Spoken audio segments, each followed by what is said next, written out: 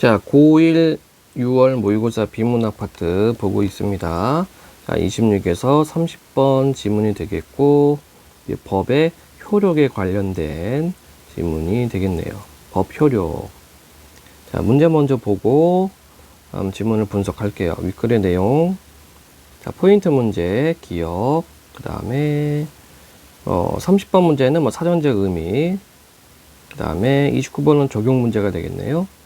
27번 정리하는 문제, 내용 정리가 되겠습니다. 28번이구나. 네. 자, 보도록 할게요. 법의 효력이란 처음부터 이제 개념이 나오네. 네. 사회 규범으로서의 법이 타당성과 실효성을 바탕으로 그 목적과 내용대로 실현되는 힘을 의미한다. 자, 법 효력에 대한 개념 정의가 나타나 있고, 이때 타당성이란 법이 구속력을 가질 수 있는 정당한 자격을 말한다. 국민과 법이 추구하는 정의가 서로 같고 적법한 절차에 의해서 법이 제정된 경우에는 타당성이 있다고 할 수 있다. 자, 그래서 타당성에 대한 마찬가지 개념과 조건 나타나 있습니다. 타당성에 대한 조건은 국민과 법이 추구하는 정의가 같아야 돼요. 그리고 적법한 절차에 의해서 제정되어야 됩니다. 자, 적법 A 사전적 의미 법규의 맞음. 예, 그렇죠. 다시 지문입니다. 실효성이란 역시 개념. 법이 현실로 지켜져 실현되게 하는 강제력을 의미한다. 실효성이 없는 법은 법을 이행하도록 하는 실제적인 힘이 없기 때문에 공동체의 법으로서 효력이 없다. 법은 이러한 타당성과 실효성을 모두 갖추어야 효력을 발휘하며 효력을 갖춘 법이 미치는 범위는 시간, 사람, 장소로 구분할 수 있다. 자, 그래서 첫 번째 단락의 내용은 뭐였습니까? 법 효력에 대한 개념과 법의 효력은 타당성과 실효성을 바탕으로 해야 된다. 요 내용이었고요. 타당성에 대한 개념과 조건, 그리고 실효성에 대한 개념이 나타나 있습니다. 자, 그리고 설명할 대상을 소개해주고 있죠. 법이 미치는 범위를 시간, 사람, 장소로 구분합니다. 다음 단락. 법의 시간적 효력은 법의 부칙에 별도로 규정된 시행일로부터 발생한다. 만약 시행일을 규정하지 않은 경우에는 법을 공포한 날로부터 20일이 경과되면 법의 효력이 자동적으로 발생한다. 자, 경과, 시간이 지나다는 의미가 되겠죠. 시간이 지나간 받고. 다시 지문. 자, 그러니까 이 시간적 효력은 두 가지로 우리가 생각할 수 있어요. 규정된 시행일로부터 되는 경우와 그다음에 공포한 날로부터 20일이 경과된 경우. 그 두 가지로 나눠서 여러분들 정리해 주시면 되겠습니다. 자, 규정된 폐지일이 지나거나 폐지일 이전에 법 자체가 폐지되면 법의 효력은 소멸된다. 당연한 이야기죠. 폐지일이 규정되지 않은 경우에는 구법의 내용과 상충되는 신법이 시행됐을 때 구법의 효력이 소멸된다. 자, 이게 무슨 말입니까? 그러니까 구법, 예전 법이 있어요. 그냥 구법이라고 할게요. 구법이 폐지일이 없어요. 폐지일이 나타나 있지 않는다. 이럴 때는 신법이 나오면 당연히 구법은 소멸되겠죠. 자, 법의 효력은 시행 후에 발생한 사항에만 적용되며 시행 이전에 발생한 사항에 대해서는 적용되지 않는다. 왜냐하면 법을 소급해서 적용할 경우 이미 신법 시행 이전에 적법하게 취득한 권리를 침해하여 사회적 혼란을 일으킬 수 있기 때문이다. 자, 그러니까 이게 무슨 말입니까? 그러니까 신법이 만들기 전에는 합법이었는데 신법이 생긴 이후로 불법이 되는 경우가 있지요. 그러니까 이거를 소급 적용해 버리면은 안 된다는 얘기죠. 그러나 신법이 시행될 때 이전에 발생한 사건에 대한 구법에 시간적 효력이 남아있는 경우 예외적으로 신법을 소급하여 적용할 수 있다. 자, 여기는 신법 소급 적용, 그렇죠? 그 예를 보여주고 있습니다. 그 조건이 뭡니까? 구법의 시간의 효력이 남아있는 경우에. 자, 시행과 소급 한번 따져봅시다. 시행과 소급. 어려운 점을 무릅쓰고 행함. 이게 틀렸죠. 시행은 그렇게 한다는 얘기예요. 자, 그러면 어려운 점을 무릅쓰고 행한다는 것은 뭐가 있을까? 강행. 그렇죠? 예, 강행이 있지, 강행. 그 다음에 소급, 과거에까지 거슬러 올라가서 미치게 한다. 좋습니다. 자, 우선 30의 답은 3번 꼽아놓고 이따가 5번도 한번 찾아보겠습니다. 다시 지문입니다. 법의 인적 효력은 한 사람에게 어느 나라의 법을 적용하느냐에 관한 문제로 속인주의와 속지주의 중 어떤 원칙을 선택하느냐에 따라 효력이 미치는 범위가 달라진다. 속인주의란 역시 개념. 그 나라의 국적을 가진 사람이 어느 장소에 있든지 관계없이 국적국의 법을 적용하는 원칙이다. 예를 들어 우리나라 사람이 외국에서 죄를 지은 경우 속인주의에 따르면 우리나라 법의 적용을 받게 된다. 한번 예를 들어 볼까요? 한국 사람이 미국으로 놀러 갑니다. 근데 미국 애리조나주에 가서 대마초를 피워요. 미국 애리조나주는 대마초가 합법입니다. 네. 근데 한국인이 애리조나 가서 대마초를 피우고 국내로 왔어요. 그럼 이 사람은 어떻게 될까? 이 사람은 처벌받습니다. 이게 바로 뭐냐면 속인주의예요. 속인주의. 국내법으로는 대마초는 불법이기 때문에 미국 애리조나주에 가서 대마초를 피운 한국인은 국내로 돌아오면 이제 뭐 향정신법 위반 어쩌고저쩌고 하는 그 법에 어떤 그 법을 위반했기 때문에 좀 이렇게 법의 강제적인 효력을 받게 됩니다. 그래서 여러분도 조심해야 돼요. 만약에 나중에 여러분들이 성장을 해서 미국으로 배낭여행을 가요. 애리조나주에 가서 이렇게 담배 피우는 친구들, 애리조나주에 가서 담배 가게 가면은 대마초도 같이 팔아요. 그래서 이게 담배인지 대마인지 헷갈릴 수가 있습니다. 네. 이게 이제 속인주의죠. 자, 그런데 외국에 있는 우리나라 사람이 불법적인 행위를 한 상황에서 속인주의를 적용한다면 다른 나라의 영토 주권을 침범하여 문제가 발생할 수 있다. 이러한 한계는 속지주의로 보완할 수 있다. 속지주의란 역시 개념. 자국의 영역 내에 있는 모든 사람에 대하여 내 외국인을 불문하고 자국법을 적용한다는 원칙이다. 가령 예시. 외국인이 우리나라에서 범죄를 저질렀을 때 속지주의에 따르면 우리나라 법의 적용을 받게 된다. 예를 들어 볼까요? 무슨 예가 좋을까? 이거 같은 경우에는 음주운전의 경우. 혹시 미국 예를 들어 볼까요? 미국의 어느 주는 음주 측정을 어떻게 하냐면 길바닥에 줄을 그어요. 줄을 긋고 사람이 이 길을 똑바로 걸을 수 있는지 없는지 이거를 측정을 합니다. 예.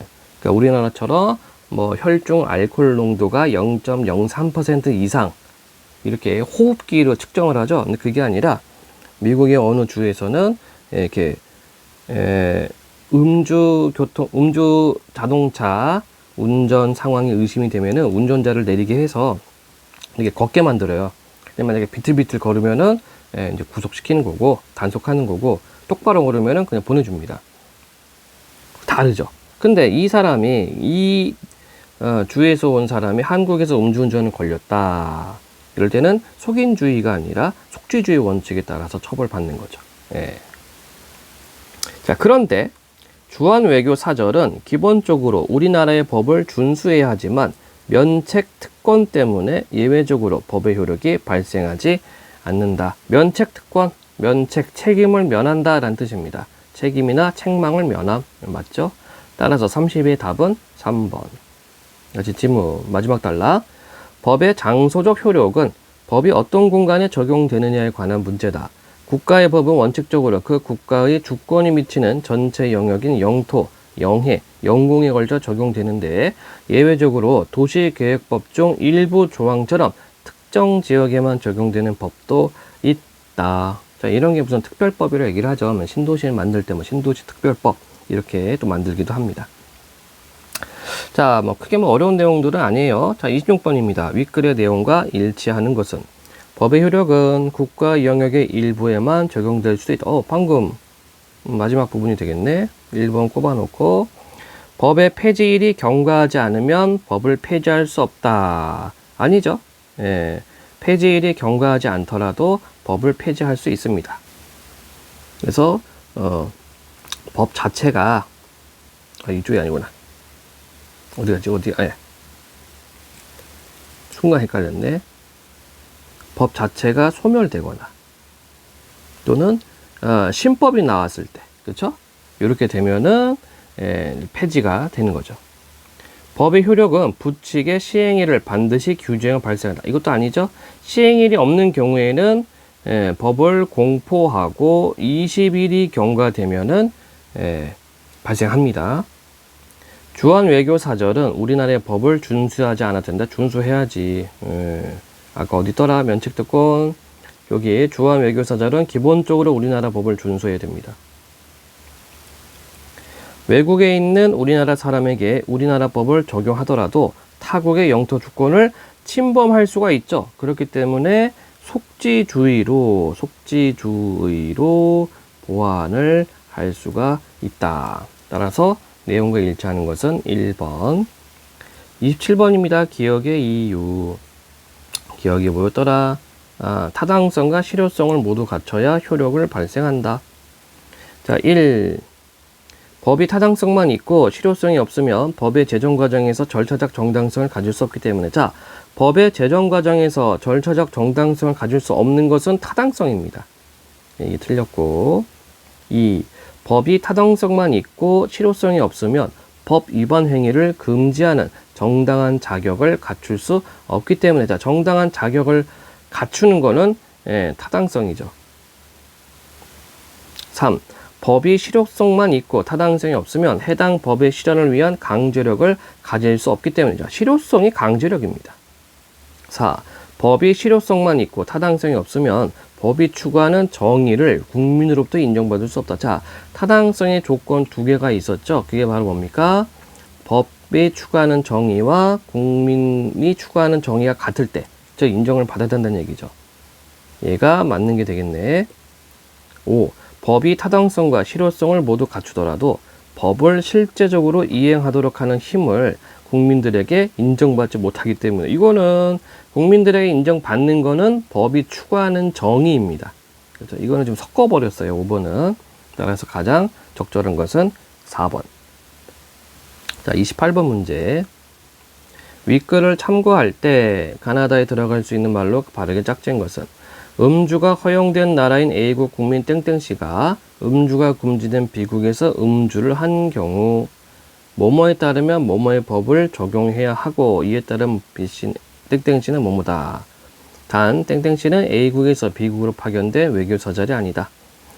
자, 우선 속지주의와 속인주의를 나누죠. 자, 그럼 여기 속지주의를 한번 넣어볼까요? 속지주의에 따르면, 자, 속지니까 B국으로 가야 되겠지, 그치? 속지주의 A국은 아닙니다. 속지주의 B국의 속지주의에 따르면 B국의 법을 적용해야 하고, 이에 따르면 땡땡씨는 처벌을 받죠. 처벌을 받을 것이다. 자, 그러면 처벌을 받을 것이다. 2번이 되네요. 나머지 확인해 볼까요? 처벌받지 않을 것이, 여기 틀렸고. 4번 속인주의는 다 아닙니다. 자, 이렇게 해서 28번 문제를 풀었군요. 여기는 매칭 문제, 매칭으로 해주시면 됩니다. 29번 적절하지 않은 것은 추론 적용이 되겠네요. 세무기업은 2010년 1월부터 2월까지 가격 담합을 했다는 혐의로 2016년 6월에 조사를 받기 시작했다. 1990년 1월에 제정된 관련법은 별도의 폐지 시기를 규정하지 않았는데, 이에 따르면 과징금은 위법 행위 종료일부터 5년까지 부과할 수 있다. 그런데 이 법이 개정되어 2012년 2월 1일에 공포된 후 2월 10일부터 시행되었다. 과징금을 부과할 수 있는 기간은 위법 행위에 대한 조사 개시일로부터 5년으로 변경되었고, 효력을 현재까지 계속 유지하고 있다. 자, 한번 정리해 봅시다. 적용해 봅시다. 구법의 효력은 개정된 법의 시행일로부터 소멸했겠군. 자, 구법은 어디 보자. 1990년 1월에 제정된 관련법, 이게 구법이 되겠죠. 그렇죠? 법의 개정된 법의 시행을 또 소멸. 당연하죠. 왜냐하면 개정된 법은 신법이기 때문에 신법이 시행되면 국법은 소멸됩니다. 맞는 설명.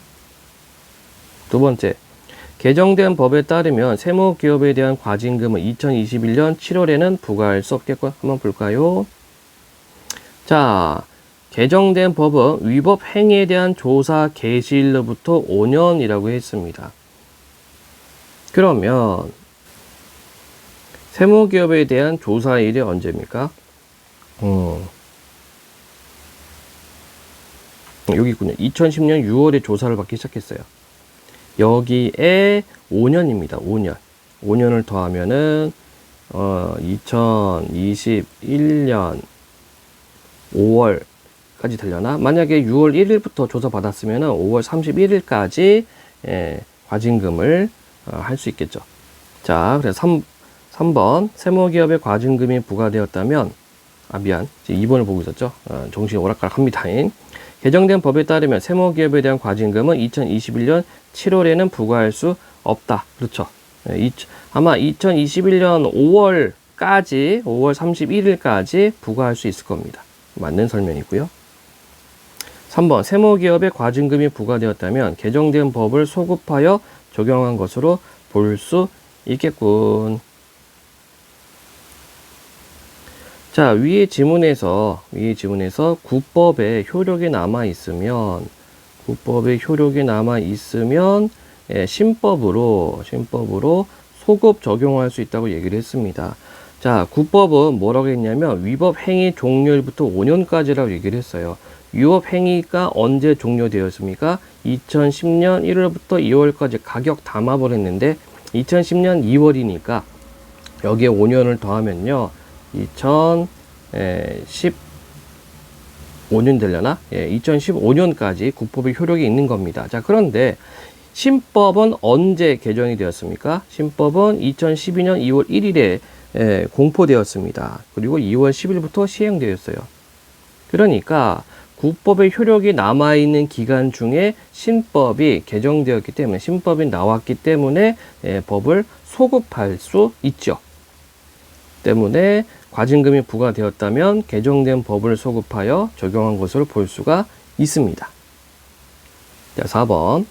개정된 법이 공포된 시점에는 세무기업의 담합 행위에 대한 국법의 효력이 존재했겠군. 이거는 지금 3번과 4번이 같은 내용이죠. 5번. 법이 개정되지 않았더라도 2016년 6월에 세무기업에 대해 과징금 처분을 내릴 수 있었겠군. 자, 얘가 이제 틀렸죠. 왜 그렇습니까? 자, 국법에서는요, 위법 행위 종료일부터 5년까지입니다. 위법 행위 종료일부터 5년까지이기 때문에 위법 행위가 언제 있었습니까? 2010년 1월부터 2월까지 있었어요. 여기에 5년을 더해봤자 2015년밖에 안 돼요. 2015년 2월에 종료했다고 하니까 만약에 2월 1일 날 종료가 됐다면은 1월 31일까지만 과징금을 부과할 수가 있겠죠. 자, 그런데 5번 선지에서는 법이 개정되지 않았다면, 신법이 없더라면 2016년 6월에 세무기업에 대해 과징금 처분을 내릴 수 있었겠군. 내릴 수 없습니다. 이미 그 효력이, 법의 효력 시기가 지나갔기 때문에, 따라서 5번이 틀렸다. 그러면 여러분들 이 지문을 다시 한번 설명을 해 드릴게요. 그럼 보세요. 만약에 국법만 있었다면 2016년 6월에 조사를 못 할 겁니다. 조사를 할 필요가 없죠. 국법만 있으면. 그렇죠? 왜냐하면 국법에 의하면 2015년 2월까지만 과징금을 부과할 수 있잖아요. 그러니까 2016년 6월에 조사를 뭐하러 합니까? 할 필요가 없죠. 즉 2016년 6월에 조사를 시작했다는 것은 이미 신법을 소급 적용했다는 얘기입니다. 신법 소급 적용. 신법을 소급 적용했으니까 과징금을 부과하기 위해서 조사를 하는 거지. 만약에 그냥 국법만 있었다면은 뻘짓 하는 거죠. 뻘짓. 자, 이렇게 문제 설명을 했습니다. 자, 그래서 이 법에 관련된 지문은 여러분들이 과학 또는 기술보다는 지문 조금 쉬운 내용들이었습니다. 자, 설명 마치도록 하겠습니다.